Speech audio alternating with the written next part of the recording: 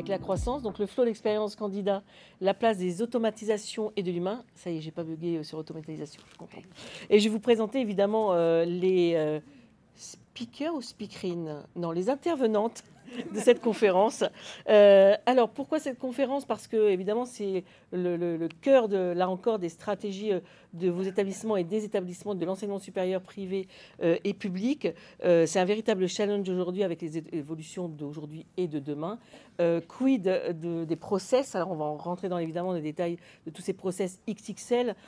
On a évoqué tout à l'heure l'intelligence artificielle. Évidemment, on va reparler les chatbots, l'efficacité des process dans l'efficacité aussi des recrutements, mais quid également de l'humain, puisque c'est bien d'avoir des outils auréolés de plein d'innovations technologiques. Si l'humain n'est plus là ou pas assez, est-ce que l'étudiant va arriver et se satisfaire de tout ça? Voilà, on va rentrer dans le vif du sujet parce que ce sont des questions vraiment extrêmement importantes, parce que tout va vite.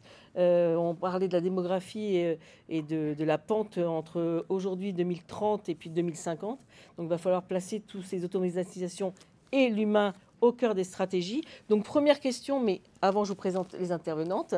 Donc, je vais commencer par la droite. Donc, Nathalie Anglade, qui est directrice des opérations chez Artline Institute, donc une école de création numérique, on en reparlera aussi. Florence Kahn, qui est CEO et cofondatrice d'Oscar CRM. Donc, CEO, c'est Chief Operating Officer, donc directrice des opérations. Et Natacha Boez, également cofondatrice d'AlgoSup, école d'informatique. Donc, première question à vous trois, mesdames, puisque c'est un plateau très féminin pour cette deuxième conférence. C'est justement les automatisations et l'humain.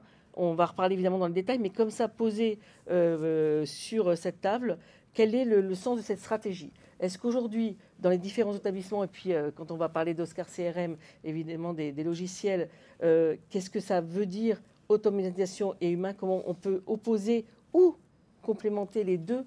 Est-ce que les deux notions s'opposent ou elles se complètent? Est-ce que déjà on peut poser les jalons de ces deux mots-là et ensuite on va rentrer dans le détail? Qui veut commencer? Je vais commencer. Allez,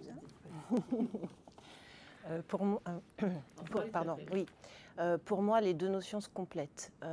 Automatisation, c'est un petit peu obligatoire parce qu'il y a quand même beaucoup de candidats, beaucoup d'étudiants. Donc, il faut qu'on puisse quand même, je dirais, processer un petit peu l'approche candidat qui arrive à nous. Et donc, du coup, ça va passer, ne serait-ce que de savoir par quoi il est intéressé, etc. On gagne du temps par rapport à ça.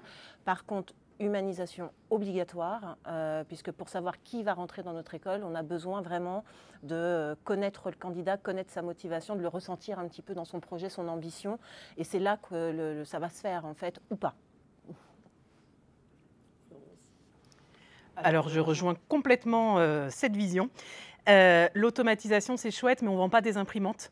On joue avec la vie des jeunes, avec leurs projets professionnels, avec leur destin quelque part. Dit comme ça paraît très très fort, mais en fait, c'est vraiment très très très fort.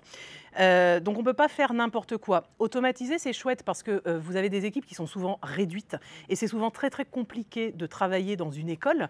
Donc oui, il faut automatiser toutes les tâches qui sont, je dirais, à faible valeur ajoutée. Par exemple, on organise une JPO, automatiser les relances pour cette JPO. Oui, c'est complètement pertinent, ça fait du sens, c'est normal. Automatiser ensuite une com sur les présents, les non présents, oui, c'est complètement normal. On le fait en septembre, on est débarrassé du sujet, c'est très bien. Mais à un moment, il faut savoir où est-ce qu'on reprend le lead humain, que ce soit par téléphone, par des rendez-vous ou autre, pour accompagner ces jeunes, voir qu'ils correspondent à l'ADN de l'établissement, parce que chaque jeune a des attentes qui sont différentes. Et il y a une école pour chaque typologie d'étudiants. Parce qu'en fait, ce qui est intéressant quand on bosse avec plein d'écoles différentes, c'est que vous êtes tous très très différents. Et même deux écoles de commerce qui sur le papier vont vendre la même chose, vont avoir les mêmes processus, elles sont très très différentes et ce n'est pas la même culture derrière d'entreprise qu'on a et les jeunes le ressentent. Oui. Alors pour moi, c'est automatisation au service de l'humain. Il ne peut pas y avoir l'un sans l'autre. Alors ça doit effectivement découler d'une stratégie qui doit être claire et d'objectifs à l'intérieur de l'entreprise, enfin de l'école, pardon. Enfin, nous, on est une école privée, hein, donc pour moi c'est entreprise, c'est aussi client et c'est aussi de la vente. On est sur une vente complexe parce que, alors, de notre côté, on ne fait pas d'alternance. Il y a des frais de scolarité qui sont relativement élevés. Parfois, on voit les jeunes quand ils sont en seconde, en première, en terminale. Ils arrivent chez nous après leur bac ou après un bac plus 2 ou 3. Le process de recrutement est très long. Parfois, c'est 2 ans, parfois, c'est 18 mois, parfois, c'est 1 an, parfois, c'est 2-3 mois quand ils arrivent au dernier moment. Mais ça peut être hyper long. Et en fait, vraiment, l'enjeu, c'est de clarifier tout ce process, toutes ces étapes pour pouvoir accompagner le jeune au mieux dans son orientation. Comme tu l'as dit, Florence, c'est une période qui est hyper stressante. Il y a beaucoup d'incertitudes pour les jeunes, pour leurs parents. Et automatiser, c'est nous rendre service aux équipes qui sont réduites. Nous, par exemple, on est 3 dans l'école pour gérer tous nos étudiants, donc le quotidien et le recrutement, le développement. Et automatiser, c'est être plus efficace. Enfin, tout ce qui est répétitif, tout ce qui est... ça peut être facilement automatisé. Et puis moi, je trouve que ça donne une bonne image. Parce que dématérialiser, par exemple, des processus, offrir une expérience candidat qui est automatisée, dématérialisée aux jeunes et à leurs parents, ça donne une bonne expérience, c'est constant, c'est systématique, on offre exactement la même expérience et puis ça donne une bonne image, quoi. Quand la personne, par exemple, nous de notre côté, toute la partie signature des contrats, admission, inscription est 100% dématérialisée, bon, ça donne une super image. Ils n'ont rien à imprimer, ils n'ont rien à envoyer, ils n'ont rien à scanner, ils n'ont rien à machin. Bon, voilà, ça se fait en quelques clics et c'est hyper facilitant pour tout le monde. On y reviendra là-dessus. Mais du coup, je rebondis sur vos trois introductions. On est d'accord que automatiser, c'est pour mieux agir efficacement, rapidement. On a moins, effectivement, dans les équipes internes, le staff, moins de répétitions dans les tâches. Voilà, c'est moins anxiogène. Mais est-ce que cette automatisation doit se faire, comme disait à l'instant Florence Kahn, en amont? Ou est-ce que toute l'année va y en avoir? Parce qu'effectivement, toute l'année, on a besoin d'être en contact avec les étudiants, mais on a besoin de leur envoyer des messages, de les fidéliser, de leur donner des informations, etc. Donc, on va rentrer dans les détails. Ça peut passer par le simple mail, mais des newsletters, etc. Ou est-ce que l'humain va reprendre vraiment le lead là-dessus toute l'année? Est-ce que les deux concepts sont vraiment liés? Ou est-ce qu'il y a vraiment des étapes pour? C'est-à-dire, en amont, effectivement, alors, il va y avoir la présence au JPO, la présence au salon, aller capter le candidat en présentiel, mais l'automatisation va prendre le lead aussi. Mais comment on est agile là-dessus? Qu'est-ce que vous préconisez en la matière? Parce que quand on parle avec les étudiants, souvent, quand même, on a ce constat. Alors, encore une fois, cet animal est antinomique, ce petit étudiant. On les adore, mais quand même. Mais c'est vrai, quand on parle avec eux, c'est d'un côté, on a trop de mails, on ne lit pas tout, parce qu'on a vraiment trop de choses. Et puis de l'autre côté, c'est « Ah oui, mais j'ai eu l'info, effectivement, mais moi, je préfère le côté hybride parce que j'aurais pas le temps de venir à cette... » On en revient à tout à l'heure, ce qu'on disait. Donc voilà, à quel moment se place l'automatisation vraiment process XXL, enfin, que vous conseillez, et l'humain? Est-ce que c'est en même temps ou avant et après? Vous avez 4 heures. Allez, je me lance. C'est tout en même temps. Il y a des choses qu'on va pouvoir anticiper, qu'on va prévoir, mais justement, le but de toute cette automatisation, c'est de pouvoir aussi réagir et être agile toute l'année. Donc, par exemple, si on voit qu'on a un programme qui galère un petit peu en termes de lead ou en termes de candidature, là, il va falloir se poser des questions et se dire qu'est-ce qu'on va pouvoir faire pour derrière soit aller capter plus de prospects, soit mieux transformer les prospects qu'on a en candidats, soit également aussi transformer les admis en inscrits, qui est encore un autre sujet. Donc, on va découper comme ça tout le processus par statut et il va falloir mettre de l'agilité à des moments clés pour justement pas prendre de retard et pas arriver au mois de juin et se dire « Ah ben mince, mon bachelor, en fait, j'ai que 5 inscrits, je ne vais pas pouvoir l'ouvrir. Vite, vite, opération pompier, c'est parti !» Et ça, c'est des cas vécus. C'est pour ça que je rigole, parce que quand on est éditeur d'un logiciel, nous, on accompagne nos clients. Donc, on est là pour répondre à leurs angoisses par moment et justement voir avec eux qu'est-ce qu'on va pouvoir faire et comment on va le faire. Ce qui est très important, ce n'est pas de se dire qu'il y a une automation, mais des automations, qu'à chaque fois, il va falloir avoir une cible purement déterminée, que ce soit via un canal d'acquisition ou via des statuts, et qu'ensuite, il faut se dire quel est l'objectif de cette automation, où est-ce que je veux amener mon contact. Et c'est là où on va amener le contact, qu'on va reprendre le lead de manière humaine. Alors, est-ce que c'est parce qu'il va venir à la JPO, donc on aura tout mis en œuvre pour qu'il vienne, qu'on le rencontre? Est-ce que c'est par des actions de phoning derrière? Et à mon sens, en tout cas, en tant que prestataire qui voit plusieurs écoles passées, c'est la base de l'automation. Complètement en phase, dans le sens où, par rapport, quand on parle candidat, on va avoir on aura besoin de ces automations, justement, pour que ça soit le nurturing, pour rappeler nos bases, pour nous rappeler que, par exemple, tel candidat a reporté son échéance, donc il ne faut pas le rater au moment où c'est prévu, pour tout ce qui va être effectivement newsletter, campagne d'emailing, faire un appel pour dire tiens, on a un article sur le blog, etc. Donc il va y avoir plein d'actions automatisées, et heureusement, très sincèrement, parce qu'effectivement, généralement, c'est de petites équipes et je n'aurais pas la capacité, enfin, on n'aurait pas la capacité dans l'école de faire ça manuellement. Donc, Dieu merci, ça existe aujourd'hui. Après, je dirais que l'humain, pour nous en tout cas, à l'Institut Artline, il va y avoir effectivement tous ces moments automatisés et on va avoir des rendez-vous clés. Donc que ce soit les JPO, où on va créer des moments ludiques, une approche où vraiment l'humain est au cœur et on crée des jeux, on crée des approches. Il y a le café, il y a les Artliners, il y a des alumni, il y a tout le monde. Et en fait, c'est un grand moment collectif hyper sympa. Voilà, Présentiel ? Non, en ligne. En ligne, d'accord. Donc tout se fait en ligne, mais on crée un contexte comme si on était en présentiel, avec vraiment des salles, des choses, enfin voilà. Quand on va être aussi après avec des moments, on va dire, quand on va avancer avec le candidat, on va avoir notamment obligatoirement 2 rendez-vous. C'est obligatoirement. Donc en visio, puisque nous sommes une école 100% en ligne. Le premier rendez-vous qu'on appelle le rendez-vous d'orientation, donc comprendre le projet, comprendre le candidat, ce qu'il veut, voir si l'axe qu'il a pris est vraiment celui qui lui correspond. Parce que je peux vous garantir que la plupart du temps, ils se trompent. Et on a besoin de leur faire comprendre, voilà, c'est ça, c'est ces métiers-là, est-ce que c'est bien ce type de métier que tu vises, etc. Donc il y a un vrai accompagnement qui dure à ce moment-là. Et une fois qu'il a maturé tout ça et qu'il postule, parce que c'est après ce rendez-vous, une fois qu'il postule, là on va avoir le rendez-vous d'admission, donc avec portfolio, explication, quelques dessins, etc. Et c'est là que l'aventure commence. Est-ce que juste pour compléter ce que vous dites, Nathalie, est-ce qu'en étant un établissement online, complètement digitalisé, il y a quand même des moments de présentiel? Est-ce qu'il y a des salons? Est-ce qu'il y a des JPO en présentiel qui vont compléter le truc? Alors les JPO, actuellement non, on l'a fait par le passé, maintenant on est vraiment sur les JPO, sur des JPO en ligne. Par contre, on a fait le salon de l'étudiant, on a fait le festival d'Annecy, on avait un stand. Voilà, il y a des moments clés où on va asseoir notre présence et des moments aussi destinés à nos apprenants. Donc des moments de rencontre. Là, le festival d'Annecy, on s'est retrouvé avec une délégation de 40 apprenants de toute la France, puisque du coup, étant 100% en ligne, on a des apprenants dans toute la France et même ailleurs.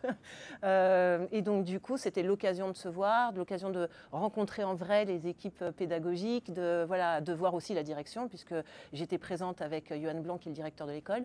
Et donc, du coup, accessible, l'apéro, enfin voilà, des moments très sympas qui ont continué à renforcer le lien. Natacha, vous voulez compléter? Donc chez nous aussi, il y a de l'automatisation à chaque étape et de l'humain à chaque étape. On a certaines étapes qui sont très automatisées, notamment les étapes de début, les étapes en fait où on reçoit, on collecte des contacts, des leads qui sont plutôt froids. Toute cette partie-là, c'est assez automatisé. Mais après, assez vite, quand il s'agit de reprendre la main et de approfondir le projet professionnel des jeunes, voir si les parents sont en phase, de les recevoir en rendez-vous, de prendre le temps pour voir si ça match entre l'école, entre le jeune, avec les parents. Voilà, tout ça, en fait, il y a besoin de beaucoup de liens et de liens humains. Donc, est-ce que l'automisation, j'ai vu que c'était en anglais, là aussi va porter ses fruits plus sur le candidat lui-même, c'est-à-dire le prospect, l'étudiant, etc., ou également selon les cibles, par exemple, je pense aux parents et aux entreprises. Est-ce que vous sentez qu'il y a de la demande plutôt plutôt d'automatisation pour ces cibles-là et plutôt de la présence pour d'autres? Est-ce que vous avez senti dans vos expériences, alors Nathalie, ayant un établissement 100% digitalisé, vous allez répondre aussi, mais est-ce que selon les cibles, je pense notamment aux parents, qui sont des cibles quand même super importantes puisque ce sont quand même les prescripteurs quasiment tout le temps, est-ce qu'on va les séduire en leur envoyant des mails, en leur parlant en façon digitale ou hybridation? Est-ce qu'on les fait venir en présentiel? Est-ce qu'on essaie de les séduire d'une manière ou d'une autre? Voilà. Est-ce qu'il y a des cibles vraiment très identifiées pour travailler sur l'automatisation et l'humain, ou pas? Alors oui, Ou la stratégie, vous ne la pensez pas comme ça? alors la stratégie en fait, on a un objectif de recrutement chaque année. Alors on est une petite école, on est jeune, on a démarré en 2020. On est très très spécialisé, on fait vraiment de l'informatique et du développement logiciel. On ne fait pas d'alternance. Bon. Et donc, pour aller recruter des jeunes, on a un objectif, 50 nouveaux étudiants pour l'année prochaine. Ok, ces 50 étudiants, concrètement, comment est-ce qu'on les acquiert? Comment est-ce qu'ils arrivent à l'école? Comment est-ce qu'ils nous connaissent? Il nous faut combien de contacts? Il nous faut combien de leads en fait? Si on se base sur notre conversion de l'année précédente, il nous faut 1800 contacts pour en convertir 50 en étudiants inscrits à l'école. Donc voilà, on part déjà de là et ensuite on décline toute une stratégie. Une stratégie, c'est quel type d'étudiants souhaitons-nous avoir dans nos promotions?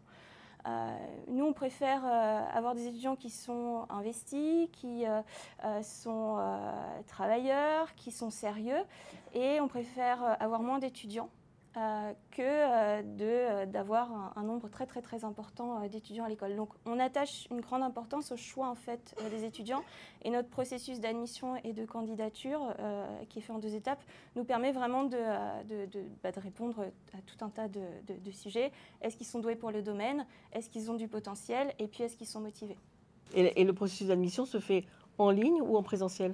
Alors, la toute première étape peut se faire 100% en ligne. Il s'agit de jouer à un jeu vidéo qu'on a créé.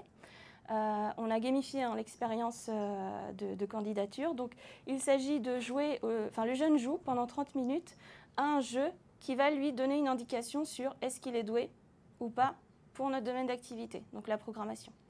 Il joue 30 minutes, il reçoit le score, ça c'est automatisé complètement. Donc, il reçoit sous 24 heures son score. C'est un sujet qui est assez intéressant parce que quand on a conçu le truc, on s'est dit, oula, il y a énormément de cas différents, il y a énormément de cibles. Qui est-ce qui joue au jeu? Il y a les étudiants, mais il y a leurs parents. À l'intérieur des étudiants, il y a ceux qui sont concernés pour la rentrée à venir, mais parmi nos fichiers contacts, on a 40% des jeunes qui sont concernés pour les années d'après. Donc ceux-là, on les travaille tout autant que ceux qui sont concernés par la rentrée de septembre 2024, par exemple. Donc pareil, ils rentrent en fait dans un funnel, dans un cas, et on les travaille différemment. Et en fait, on s'est rendu compte qu'il y avait 16 scénarios de contact différents, juste sur la base de « je joue à un jeu qui dure 30 minutes ». Bon, donc l'idée c'est vraiment de réfléchir et de construire et de créer une map visuelle qui nous permet d'identifier tous les scénarios, tous les cas, pour ensuite imaginer nos stratégies de communication adaptées aux différentes cibles de l'école. Et là, je ne vous parle que du jeu. Il y a effectivement tout un tas d'autres cibles avec d'autres méthodes d'acquisition, les salons, les JPO, tout ça, avec à chaque fois des scénarios qui sont hyper rodés, rythmés et qui évoluent en fait. Parce que, Du coup, l'automatisation, parce que ce que vous dites, Natacha, j'ai l'impression qu'il y a pas mal d'établissements qui utilisent ça, c'est quand on parle d'admission, il va y avoir une partie, alors soit 100%, une partie ou une très grosse partie des admissions qui vont se faire en ligne, donc par un système d'automatisation avec des résultats sous 4 jours, 5 jours, 6 jours, 7 jours, pour avoir ce côté aussi, parce qu'on sait que les étudiants et leurs parents sont aussi impatients. On est dans des périodes où on veut savoir si on est pris ou pas pris, pouvoir rebondir avec l'anxiété que donne Parcoursup au bachelier, etc. Donc ça, c'est important aussi. Peut-être Florence, une réponse là-dessus aussi, par rapport à l'ensemble des clients que vous avez. Cette partie est très grosse, d'automatiser les processus d'admission. Alors, les parents étaient les grands absents des bases de données jusqu'à encore il y a 3-4 ans, mais le secteur s'est réveillé sur le sujet. Donc c'est vrai que de plus en plus, on a ces données-là qui sont dans les fiches des contacts ou qui apparaissent au moment de la candidature. Bien souvent, lors de la captation d'une demande de doc, il y a 80% des établissements qui ne disent pas « je suis lycéen, je suis étudiant, je suis un parent ». Ça apparaît dans certains cas spécifiques, mais rarement. Mais on arrive à faire le rapprochement par la suite avec les fiches qui se créent, où on voit que Toto est en fait le parent de Titi, et on arrive à retomber sur ses pattes comme ça. Et là, oui, il y a des stratégies qui se mettent en place, mais des stratégies des fois simples, pas forcément basées sur l'automation, mais ne serait-ce que de dire j'envoie la plaquette aux parents en papier parce qu'il va être beaucoup plus réceptif que son enfant et en termes d'image, etc., on prend un petit peu d'avance. Quand c'est au moment de la candidature, là, le parent, effectivement, va être peut-être plus sollicité. On attend souvent sa CSP aussi pour voir derrière si d'un point de vue trésorerie et financement, ça va passer. C'est des choses qu'on voit régulièrement sur le privé. Et là, le parent intervient régulièrement, ne serait-ce que pour le RGPD, où quand les jeunes ont 17 ans, le parent a son mot à dire. Donc là, on va en voir un peu, mais pas encore énormément. Et c'est vrai que cette cible parent est un axe de développement, je pense, dans la strate de nombreuses écoles qui devraient être beaucoup plus mis à l'honneur, avec plus d'automation et plus d'éléments. Mais pour ça, déjà, à la captation, il faut demander « je suis parent, étudiant, lycéen » pour avoir cette info. Et le parent, justement, il va pas demander plus d'humanité, d'humain Évidemment, parce que le parent, au final, c'est le payeur. Donc voilà, là récemment, rien à voir avec le CRM, mais nous avions une petite stagiaire de première année, elle voulait faire de la com, son père lui a dit, tu fais telle école, c'est celle-là, c'est pas une autre, parce que dans les classements, dans les débouchés métiers, c'est comme ci, comme ça. Et son père était d'accord pour lui financer ses études dans cette école, mais pas dans une autre. Donc on voit de suite l'impact qu'ont les parents sur la destinée de certains des jeunes. Et les parents en fait sont très demandeurs d'interaction humaine, beaucoup plus que les jeunes. C'est eux qui traînent les jeunes dans les salons, dans les journées portes ouvertes et autres. Et puis qui sont très demandeurs justement de documentation physique. Donc c'est une super idée d'envoyer de la doc par courrier et autres. Le papier n'est pas mort en vrai, mais il faut l'utiliser avec parcimonie et au bon moment. Ça peut être très intéressant aussi sur les prescripteurs, mais c'est un autre débat. Alors nous, pardon, je complète juste. Les parents, c'est un de nos objectifs. On a des pipelines, donc par étudiant et par parent. On en a créé une spécifique par parent et par rentrée scolaire. Et notre objectif, c'est de récupérer le plus tôt possible dans le process les coordonnées des parents. Parce qu'en plus, dans la phase d'admission et d'inscription, c'est eux en fait qui vont gérer toutes ces paperasses, tous ces trucs-là. Et donc, c'est eux, en fait, qui sont plus pressés que les jeunes pour clôturer, en tout cas, Oui, c'est pareil pour les candidatures en ligne. C'est super de dématérialiser ces dossiers de candidature, mais quand il y a des frais de paiement, il y a toujours un petit écueil à la fin, c'est que le jeune doit mettre la carte bleue pour payer les 50 € ou plus du dossier de candidature. Et en général, c'est la carte bleue de qui ? De papa et maman. Donc très souvent, on a des dossiers de candidature qui sont finalisés mais non payés parce que papa ou maman n'était pas disponible au moment où le jeune a voulu faire son paiement et le petit code qu'il y a dans l'appli de la banque n'a pas pu être saisi. Et du coup, c'est là où l'humain doit intervenir parce qu'il faut les appeler, les relancer pour leur dire voilà, ton dossier il est presque fini, mais il manque le paiement. Comment est-ce qu'on fait ça ? Et il faut que les parents soient dispo à ce moment-là pour pouvoir mettre ce fameux petit code. Juste une petite précision sur les parents, puisqu'on en a également. On intègre des jeunes dès l'âge de 16 ans, donc forcément parents. Et ce qui est intéressant, c'est, alors effectivement, eux, c'est de l'humain. C'est-à-dire que souvent, c'est eux qui demandent la brochure. Et ensuite, on se retrouve, donc on a un premier appel téléphonique, et ensuite, on va cadrer le rendez-vous d'orientation avec le ou les parents, plus du coup le candidat. Et ce qui est rigolo, c'est vraiment de voir l'approche. On est vraiment avec deux typologies. Donc, il faut jongler un petit peu entre le très concret des parents. C'est par exemple, la question, ça va être oui, ok, mais l'employabilité. C'est généralement la première question. Voilà, ouais. l'employabilité chez vous, c'est quoi, comment ça marche, est-ce qu'ils peuvent faire de l'alternance, etc. Alors que le jeune, lui, c'est plutôt est-ce que je vais jouer aux jeux vidéo, etc. Donc, c'est là que l'humain est important parce qu'il faut jongler entre les attentes et du jeune, parce que si on ne répond pas à ses questions et à son envie, et qu'on nourrit pas son envie, lui, il dira non, j'ai pas envie d'aller dans cette école. Et en même temps, il faut être très concret avec les parents. Donc, voilà. Est-ce que ces automatisations, parce que justement, Florence parlait de carte bleue à l'instant, ces automatisations dont on sait qu'elles sont plus efficaces dans le sens où on gagne du temps, on peut plus s'appeler à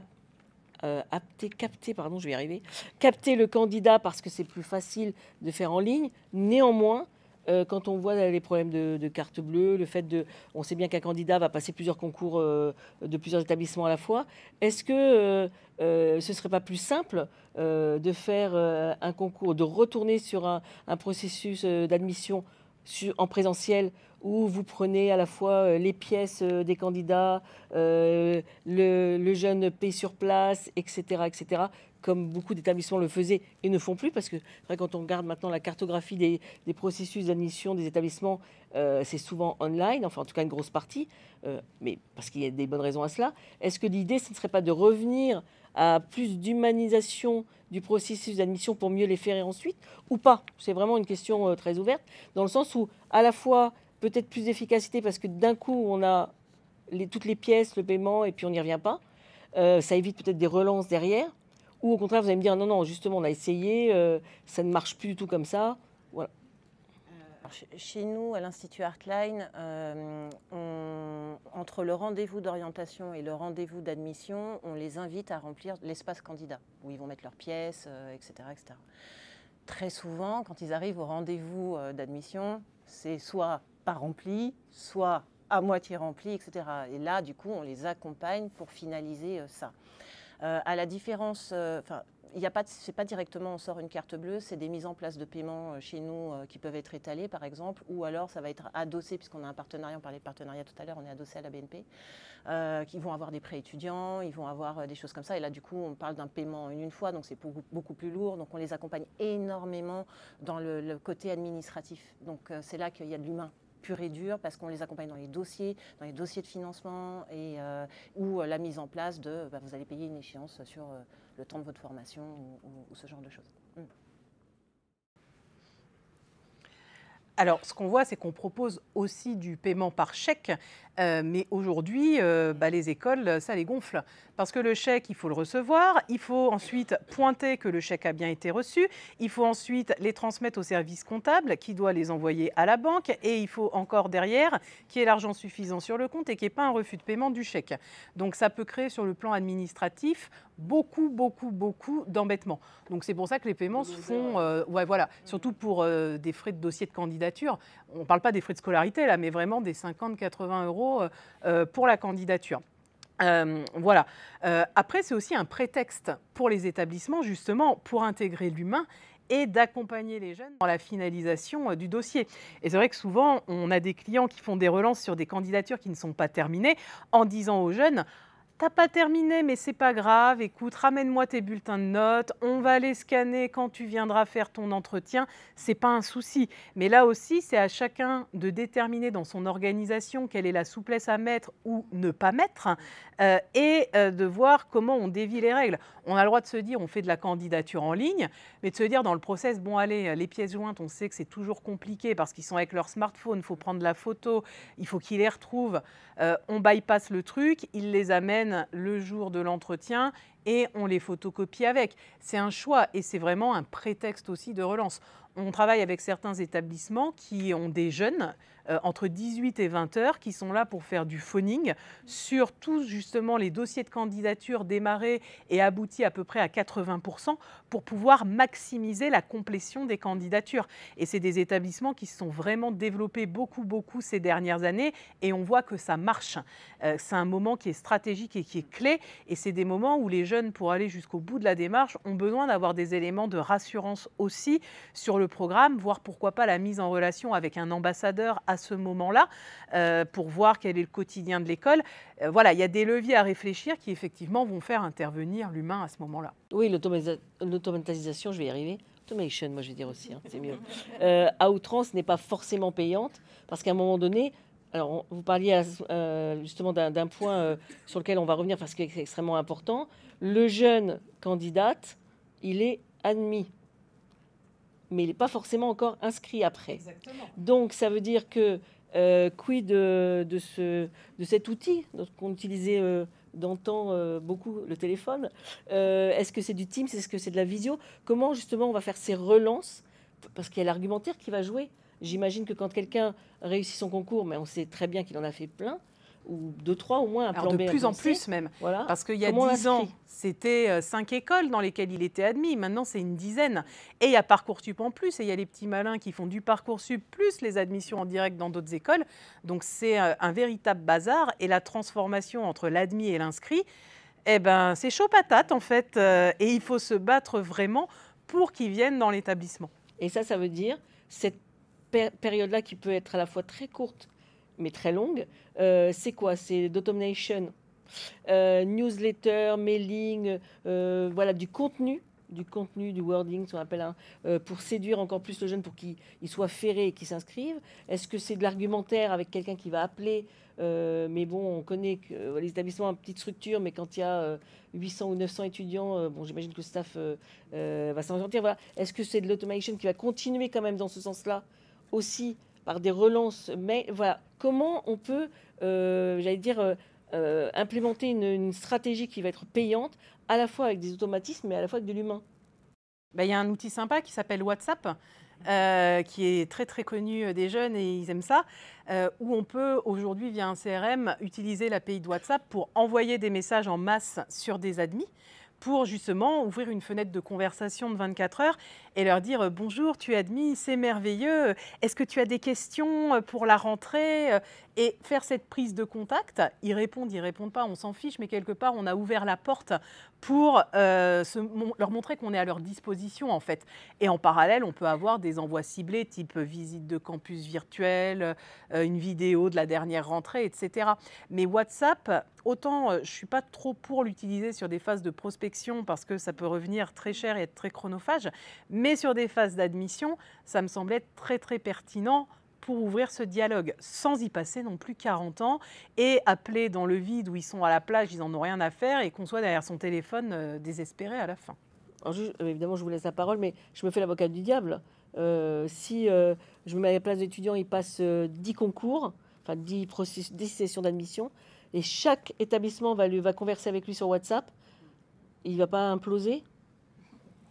Mais Christelle, peu d'établissements le font aujourd'hui. C'est justement pour ça que je me permets de citer ce levier qui est justement différenciant et novateur. Justement, si on commence à utiliser le SMS, tout le monde envoie le SMS, bravo, tu es admis. Donc oui, là, il va avoir 10 SMS. Il faut justement essayer d'être innovant à la pointe de la techno pour trouver ces canaux-là. Est-ce que ce n'est pas un message sur Instagram? Après, il faut voir en fonction de la stratégie, de la problématique de l'école. Une école de com qui va envoyer un message sur Instagram, c'est cohérent. Moi, ça ne me choque pas. Une école d'ingénieurs, par contre, bon, c'est moins rattaché, c'est moins relié. Et c'est là que chacun doit se poser ses questions, être en veille sur tous ces nouveaux outils. Ou est-ce qu'il ne faut pas créer un groupe WhatsApp de la future promo pour qu'ils prennent relation les uns entre les autres? Voilà, c'est toutes ces petites choses, mais qui vont permettre à chaque marque de se différencier en suivant les nouveaux outils. En tout cas, là, ça permet, les automatisations, d'agir vite, de donner une réponse aux candidats rapide, parce que c'est ce qu'ils recherchent pour pouvoir mieux se projeter. Et puis, on y reviendra. J'ai une autre question. Pour compléter, effectivement, il y a beaucoup d'actions qu'on met en place, nous, quand les candidats sont admissibles. Et puis, il y a des périodes, hein, puisqu'on a on a des dates de rentrée. Donc, du coup, ce qu'on fait, c'est qu'on multiplie les actions. Il y a une partie totalement automatisée qui va envoyer de la newsletter, du contenu, etc. On va créer des moments de rencontre. Par exemple, on fait très régulièrement des masterclass avec des intervenants, on va dire des experts, des secteurs, des métiers visés, etc., qu'on va ouvrir, du coup, à tous ces candidats admissibles pour qu'ils voient un petit peu comment ça se passe chez nous. On va créer les JPO. Pour aider à la transformation. Pour aider à la transformation. Donc, on va vraiment multiplier et le téléphone. On les appelle, on le rajoute, hein, on n'oublie pas le téléphone. Donc, ça veut dire qu'il y a une partie vraiment d'humain dans l'automatisation, c'est on les fait vraiment venir à l'école comme s'ils étaient déjà inscrits. Exactement. On crée des moments, on a même des stages découvertes maintenant qu'on a lancés récemment pour qu'ils s'imprègnent de l'école, découvrent comment ça se passe, quelle ambiance il y a, etc. Donc, on essaye vraiment de les faire vibrer avant même qu'ils soient à l'intérieur de l'école. Il ne faut pas que ce soit déceptif après. Hein. Non, ça, c'est tout le challenge. Natacha Vier. Oui, pour compléter, moi je trouve qu'il est important aussi de réfléchir à comment simplifier les processus d'admission et d'inscription pour les étudiants. Parce qu'effectivement, de devoir relancer des tas de fois pour une pièce, etc., est-ce qu'on a vraiment besoin de cette pièce-là? Alors, nous, on a la chance, on est une jeune école, on est parti de zéro et donc on a tout construit. Mais l'idée, c'était vraiment, avant de rentrer dans la phase d'admission et d'inscription, c'est de prendre beaucoup de temps avec chaque candidat potentiel, les prospects, et de multiplier ces phases d'échange, de rencontres, de rendez-vous, de présentation assez poussées avec les jeunes et leurs familles, avant vraiment qu'ils fassent le dossier d'inscription, d'admission. Donc l'admission, en fait, chez nous, c'est une première étape, donc c'est le jeu, 30 minutes, réponse sous 24 heures. Ensuite, on enclenche tout de suite sur un entretien de motivation qui est la deuxième étape. L'entretien de motivation, en fait, nous, on sait que le jeune, il a joué au jeu, qu'il a obtenu un bon score, qu'il a joué suffisamment de temps parce qu'il y a des alertes automatisées qui nous sont envoyées directement dans nos boîtes mail pour dire « Tiens, contacte tout de suite cette personne pour garder le rythme, etc. » Donc l'entretien de motivation, c'est de l'humain entièrement. Donc on est deux à les faire passer à l'école, on prend le temps qu'il faut, on prend 1 heure, on discute bien, voilà. L'objectif aussi, c'est avant qu'ils fassent l'admission, c'est de les faire venir sur place au campus avec leurs parents. Et puis après, on attaque la phase plutôt d'inscription. Et là, c'est pareil. C'est-à-dire que dès l'instant, alors, particularité, on leur donne la réponse tout de suite, à la fin de l'entretien de motivation. Ils savent s'ils sont pris chez nous ou pas. On peut les intégrer tout au long de l'année. On a 5 rentrées toute l'année, donc septembre, novembre, janvier, etc., etc. Et donc on est hors Parcoursup évidemment. Et une fois qu'ils sont admis, qu'on leur a donné une réponse orale, je suis très attachée moi à la réponse à l'oral. Je trouve que ça crée un lien avec la personne. Ensuite, sous 24 heures maximum, on leur envoie la lettre d'admission, un truc très officiel, très sympa, avec tous les éléments très très clairs des prochaines étapes. Et donc, il y a la compte à verser, il y a un fichier, un petit formulaire en ligne à compléter avec tous les éléments dont on a besoin pour passer à l'inscription. Et ensuite, il y a un système de relance qui est mis en place, incluant les parents. Parce que clairement, c'est les parents en fait, qui jouent sur la signature du contrat et le versement de la compte. Et une fois que ça s'est passé, dans l'attente de signature, il y a toute une stratégie de contact. On leur envoie des informations sur le logement, parce qu'on en a parlé dans la précédente conférence. C'est hyper important pour eux maintenant de se projeter, tous ces aspects logistiques. Donc les logements, donc ça sous-entend aussi que l'école est travaillée et est toute une liste avec des partenariats, avec des agences immobilières, avec du logement intergénérationnel. Du contenu jusqu'à la rentrée. Du contenu jusqu'à la rentrée sur tout ça en fait, tous ces aspects logistiques pour vraiment, c'est bon maintenant, ils sont admis quoi. Ils sont sur le point de s'inscrire. Donc maintenant, projetez-vous dans notre école, dans notre ville et on leur fournit des éléments en lien avec tout ça. Finalement, il y a presque autant d'investissement et de difficultés, ou pas difficultés d'ailleurs, ou moins en tout cas, de ferrer, le candidat, de l'inscrire et de maintenir le lien jusqu'à la rentrée, mais aussi de continuer de le fidéliser ensuite quand il est dans l'établissement, parce qu'on sait très bien que c'est un animal aussi volatile, qui peut être très mobile d'un établissement à un autre, qui peut changer la donne, etc. Donc cette phase d'automation et de l'humain, ça va être vraiment, là encore, pas forcément qu'en amont, mais toute l'année. Oui, très clairement, c'est toute l'année. On doit constamment le maintenir. Et nous, en plus, on a une petite spécificité. Nous sommes une école en ligne. Donc, qui dit école en ligne, dit vente à distance. Donc, ça veut dire résiliation de contrat facile. Donc, il faut les capter et les garder motivés jusqu'à ce qu'on arrive à la rentrée, qui rentre dans la dynamique collective, qui rentre dans l'école. Ça rajoute une dimension encore plus complexe parce qu'il y a justement ce côté volatile qui est renforcé par ce côté vente à distance. En tout cas, c'est vraiment ce qu'on constate. Et donc, du coup, ça nous oblige à multiplier des actions, des petits moments de rencontre, des petits... même en termes de réinscription, c'est valable aussi. Cahier de vacances, rencontres avec les responsables de cursus. Enfin, voilà, on est vraiment obligé tout le temps de mettre de l'humain et aussi de l'automatisation, parce qu'on ne peut pas tout faire. Donc, c'est leur envoyer, tiens, est-ce que tu as vu, est-ce que tu es prêt, attention, ça commence dans 30 jours. Enfin, voilà, c'est vraiment permanent. Des rendez-vous. Et des rendez-vous pour être sûr qu'ils arrivent jusqu'à la rentrée. Alors, comment allez-vous gérer, du coup, parce que tout le monde, et ça c'est question pour toutes les trois, comment allez-vous gérer le fameux mot que tout le monde déteste, qui est le désistement? Je suis admis, j'ai réussi chez vous, mais j'ai fait d'autres concours et finalement je ne vais pas m'inscrire. Est-ce que là il y a un processus juste d'automation qui va dire ok, je vous ai compris, il n'y a pas de souci, on est très diplomate, il n'y a aucun souci. Ou est-ce que là, on va placer de l'humain à tout prix pour argumenter, déjà savoir pourquoi il ne vient pas, parce que ça peut être intéressant d'avoir la réponse, et surtout, est-ce qu'on va réargumenter pour tenter de le récupérer ou pas? Alors, le désistement suite au versement de l'acompte, ça arrive de plus en plus. Et moi, mes clients me disent qu'il y en a de plus en plus et que c'est très embêtant dans l'atteinte des objectifs et de la préparation des rentrées. Donc, en général, c'est souvent un mail, un coup de fil qu'ils reçoivent. Et voilà, ils le notent juste dans le CRM. Il n'y a pas de bagarre pour essayer de les conserver.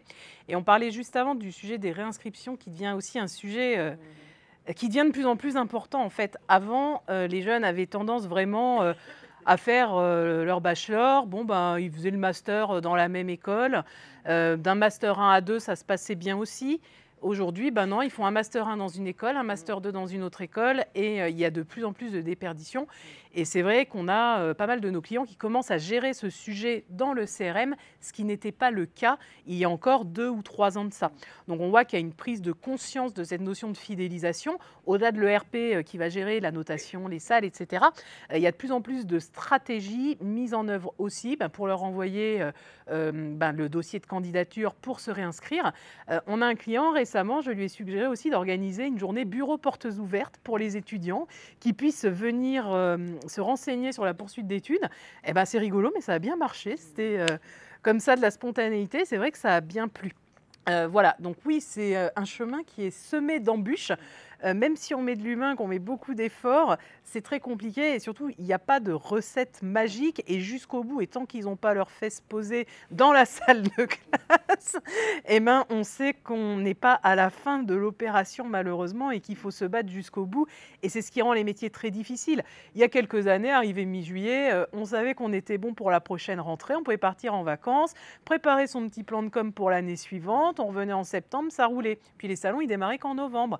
Maintenant, on démarre le 5 octobre, on finalise en gros, le 3 octobre.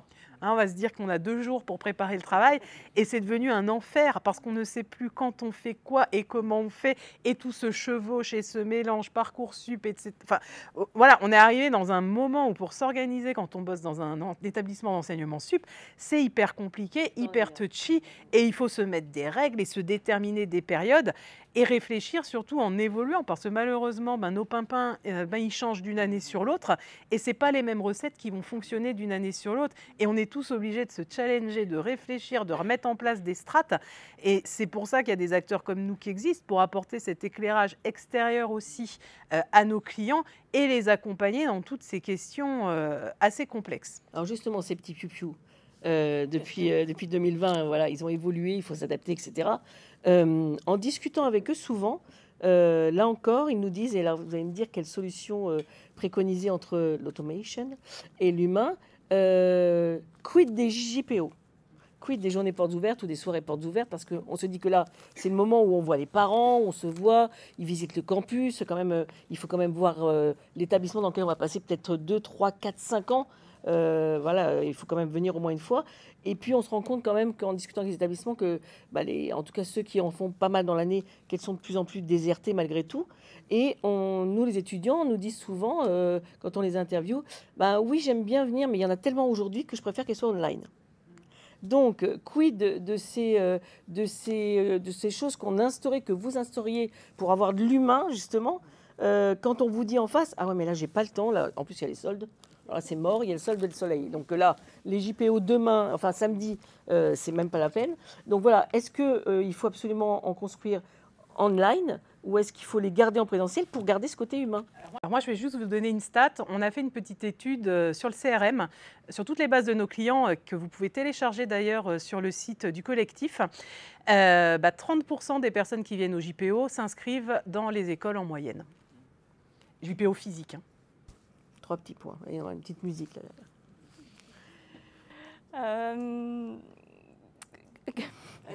Grosse question, les JPO. Alors nous, on a testé plusieurs formats et on n'a pas encore trouvé le format complètement idéal. Alors, nous, on s'est installé en plein Covid. Donc, c'est-à-dire qu'au mois de mars... Vous avez cherché les difficultés dès le départ. On a intégré nos locaux et puis une semaine après, on a été confinés. Donc, il a fallu aller recruter des étudiants pour la rentrée de septembre, pour notre première rentrée. Bon, tout était fermé, tout était OK. Bon, c'est pas grave. Donc, à cette époque-là, on a testé des formats plutôt hybrides et je trouve que c'est pas très, très engageant, moi, des JPO, en fait, complètement en ligne. Je sais pas, je trouve que les faire venir en fait sur place, sur le campus, discuter, prendre le temps avec eux, leur offrir une expérience, ils voient des étudiants, nos partenaires, etc. machin, c'est quand même beaucoup plus engageant et effectivement on arrive sur des taux de conversion qui sont plus proches des 30, 40, voire 50%. Donc pour moi, c'est indispensable de les faire en physique. Après, nous, on a testé aussi un format l'année dernière qui n'est pas complètement convaincant. On en a fait beaucoup. Et donc, voilà, tous les mois, ah bah, vous inquiétez pas, vous allez pouvoir venir nous voir tous les mois. On affiche les dates très à l'avance, tout ça. Bon, bah, super, un jour, en salon, on m'a dit, il y a un papa qui m'a dit, ah bah oui, j'ai vu que vous en faisiez souvent, donc bon, je ne viendrai pas là, je viendrai sûrement le mois prochain, le mois d'après. Alors là, je me suis dit, non, n'affiche plus jamais les dates en fait trop en avance de tes JPO, remplis ta prochaine JPO, voilà. Bon, et puis maintenant, je pense qu'on va tester l'année qui arrive 2 grosses JPO en mettant le paquet en fait sur la communication pour attirer en fait un nombre de participants plus important. Mais bon, on verra. Hein. C'est en période de test. Mais je suis intéressée aussi par ta réponse. Oui, parce que voilà, Nathalie Longlade, vous êtes 100% digital. 100%. Mais quand ils ont la donnée dès le départ, finalement, ça paraît peut-être logique pour eux. C'est logique pour eux et je vous dirais qu'il y a 2 types du coup, de candidats qui seront présents pendant la JPO. La JPO, elle nous sert d'un côté à confirmer les candidats admissibles, parce que du coup, ils nous voient, ils échangent avec nous, etc.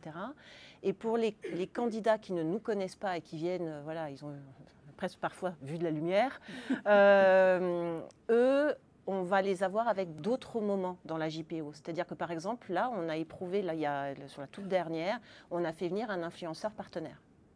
Le fait que cet influenceur soit là, ça les a fait venir, ils ont pu échanger avec lui, etc., etc.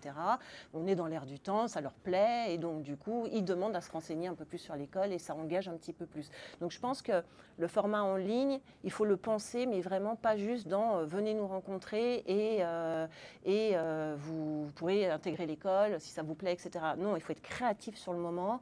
On fait venir, on fait des masterclass à l'intérieur, on leur fait faire des ateliers créatifs, etc. Ils y goûtent, donc c'est plus concret que juste on vous reçoit et on vous explique. Il ne faut pas oublier aussi un petit point, c'est qu'il y a beaucoup de jeunes qui vivent en campagne et pas forcément dans les grandes villes.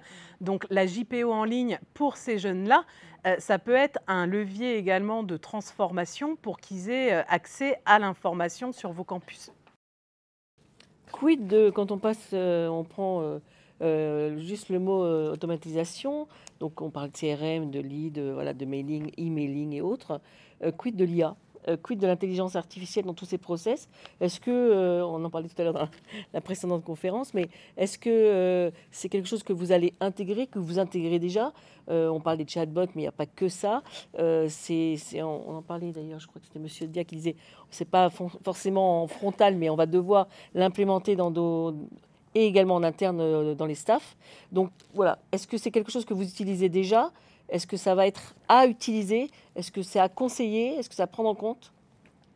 Alors, quand on parle d'IA aujourd'hui, on parle essentiellement d'IA générative, c'est-à-dire celle qui va nous aider. Alors, moi, aujourd'hui, je la prends comme mon stagiaire ou comme mon consultant préféré qui va me donner des conseils ou me rédiger des articles, enfin, me les pré-rédiger. Donc, au lieu de passer 1 heure sur un sujet, je vais passer 15 minutes parce que je vais faire de la correction. Et bien évidemment, dans Oscar CRM, c'est des sujets sur lesquels on est actuellement, notamment parce qu'on peut préécrire un email, préécrire des objets pour faciliter le quotidien de nos utilisateurs. Et au-delà de ça, il y a également d'autres applications qui peuvent être assez sympas avec l'IA, mais ça, vous en saurez plus en fin d'année. Effectivement, nous, on a commencé à intégrer l'IA sur ce côté, effectivement, assistant pour notamment tout ce qui est réseaux sociaux, tout ce qui va être emailing, etc. Mais ça reste vraiment un assistant, c'est-à-dire qu'obligatoirement, on repasse pour mettre vraiment notre univers, nos mots, parce que notre culture, en fait, parce que sinon, c'est un peu trop générique. On va plus loin dans le sens où maintenant il y a beaucoup d'outils sur les CRM, etc., qui justement vont faire des préconisations IA pour avoir des chemins, des workflows, etc. Et j'avoue que c'est bien pratique parce que si on devait les construire nous-mêmes, parfois ça serait un petit peu long. Donc on va avoir aussi l'IA à ce niveau-là. Et je peux vous dire que là, on teste. On va voir. Mais on est en train l'équipe programme se challenge avec l'IA. Qu'est-ce qu'elle raconte si on veut faire ça, qu'est-ce qu'elle nous sort, etc. Bon, ce n'est pas encore hyper concluant. Mais on l'a en tête. Donc, et ensuite, nous, au niveau de nos formations dans les métiers de la création numérique, on est obligé, là, avec tous les nouveaux outils qui arrivent, de repenser fondamentalement nos programmes avec l'intégration de l'IA. En parlant de l'IA, des chatbots, de plein de choses, est-ce que c'est quelque chose aussi, tout ce process d'automation dont on parle depuis le début, on disait l'essentiel aussi, c'est de maintenir cette fidélisation jusqu'au bout et de maintenir le candidat dans l'école, dans l'établissement jusqu'au bout de ses études. Ça veut dire que toute l'année, il va falloir passer par, évidemment, des infos, des newsletters, de l'emailing, etc., de l'humain quand il y a possibilité de faire de l'humain. Et à côté de ça, quand on parle avec les étudiants, il y en a pas mal quand même qui nous disent « Moi, je regarde plus ma boîte mail de l'école, je reçois trop de trucs. » D'accord, mais comment tu as les infos? Bah si, je vais regarder les emplois du temps, je vais aller sur le campus numérique, etc. Est-ce que vous avez déjà eu ces retours-là? Est-ce que trop d'automation tue l'automation? Avec l'accent s'il vous plaît. Est-ce que l'humain, parce que là encore, tout se rejoint. Tout à l'heure, on parlait de télétravail, de présence des équipes, etc. Quand l'étudiant a décidé de voir quelqu'un et que la personne n'est pas là, c'est compliqué aussi. Donc l'automation, c'est en complément. Comment vous gérez ça? Comment on peut gérer ça? Parce que ce n'est pas non plus évident. Alors je confirme, les mails, ils ne les lisent pas. C'est une certitude.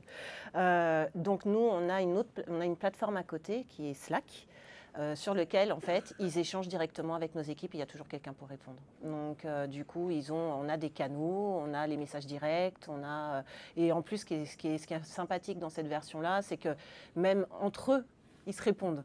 Donc du coup, on utilise beaucoup cette plateforme pour pallier au fait qu'ils ne lisent pas leurs mails. Donc on met là, mais on remet aussi là et on épingle et on met un message. Regardez, il y a ça. Vraiment, donc l'automation, je vais y arriver. On choisit de façon interne Slack, un Discord ou autre, sur lesquels ils vont être peut-être plus intéressés, plus fidèles, plus vivant, plus cocooning. Oui, c'est plus vivant et puis c'est de l'humain. On peut parler à quelqu'un, au pire les autres répondent si nous on n'a pas encore eu le temps de répondre. Ils sont connectés. Donc là, c'est là que ça fait la bascule en fait et qu'on se rend compte à quel point l'humain, on n'est pas prêt de s'en passer. Alors pour autant, l'email n'est pas complètement mort, puisque toujours dans cette petite enquête sur le CRM, on observe un taux d'ouverture moyen de l'ordre de 55% dans le secteur.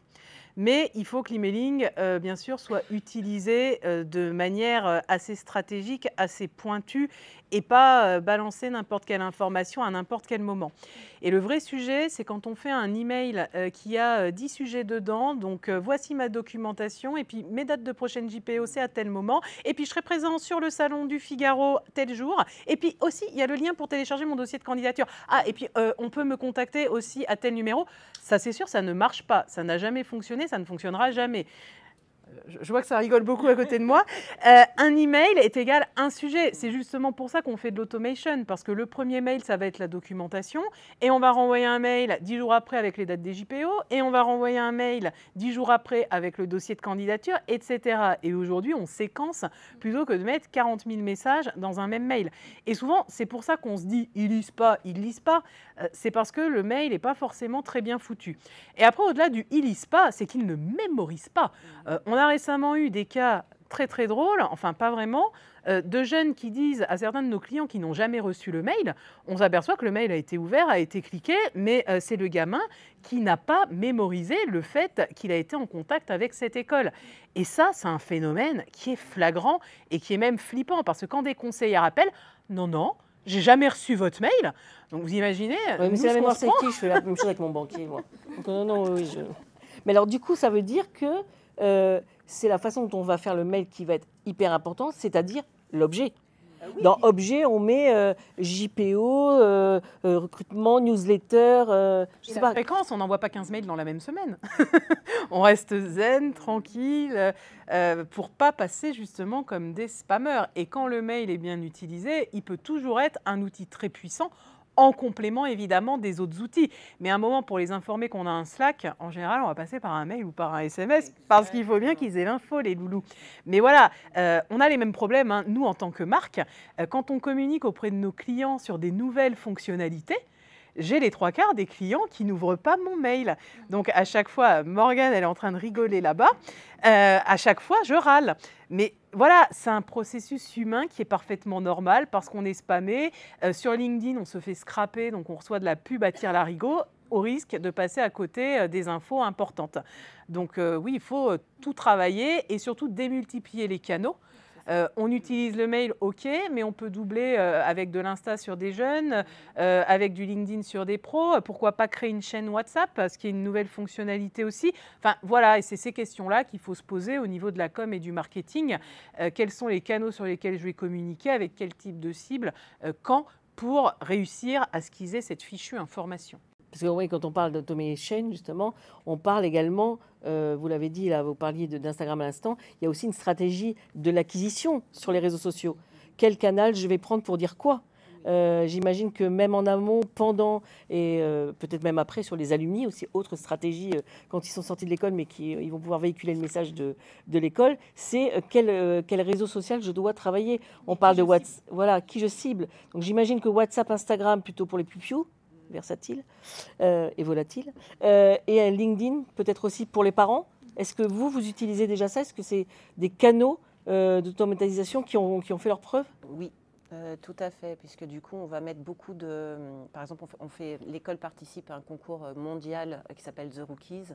Du coup, on a des classements chaque année. Donc, on fait briller ça sur du coup, les réseaux sociaux type Instagram, effectivement, et Facebook, puisqu'on l'utilise aussi, bien qu'on est en train de tourner plus vers Instagram aujourd'hui.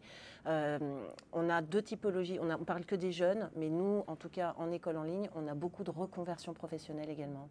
Et donc, eux, la cible, c'est LinkedIn. Par contre, si on pense, une fois qu'ils sont intégrés, qu'ils ne sont plus candidats, et qu'ils arrivent, on va dire, en fin de 3e année ou en fin de master, nous, on travaille avec eux, leur réseau professionnel, dont LinkedIn. Parce que ça fait partie, justement, de se créer du réseau, d'avoir le réflexe de, si j'ai une carte ou si j'ai une rencontre, hop, j'essaie de me connecter. Et on les habitue à ça tout du long. Et nous, je dirais que LinkedIn nous sert plus à créer du lien justement pour cette insertion professionnelle avec les studios et les entreprises. C'est moins l'acquisition sur celui-là. C'est plus du réseau, vraiment du réseau, pour après placer de l'apprenant, du stage, créer du lien entre les deux, faire les job dating, parce que c'est un grand moment aussi au sein de l'école. Donc on va se servir vraiment des réseaux pour des stratégies totalement différentes. Et on a imaginé TikTok, mais après c'est une question de capacité. TikTok demande vraiment énormément en vidéo, etc., ce qui est le plus long à faire. Et pour l'instant, on n'a pas pris le parti d'aller sur celui-là, même si on regarde la concurrence forcément.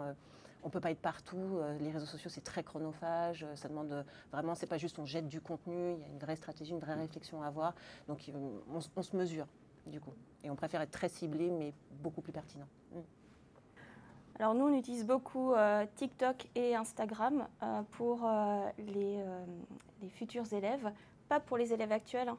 Et donc, on ne fait pas du contenu pour faire plaisir à nos élèves actuels en disant « super, ils ont participé à ça, c'était génial, etc. » On fait vraiment du contenu à destination du public qui ne nous connaît pas, qui va nous découvrir sur ces réseaux sociaux-là. Donc il y a vraiment une stratégie, une réflexion sur quel contenu pour quel public. LinkedIn, oui, on utilise. Facebook aussi pour les parents plutôt.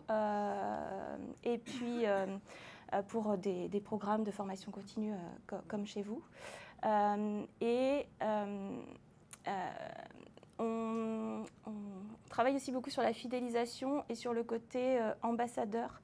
Alors, sur LinkedIn, on a de plus en plus d'étudiants qui postent des choses sur leur expérience à l'intérieur de l'école. On ne leur a pas demandé de le faire. En revanche, on a mis à l'agenda dans le programme des cours de personal branding, et ils prennent conscience que c'est important qu'ils se montrent pour pouvoir être recrutés par la suite par des futurs employeurs directement en sortant de l'école.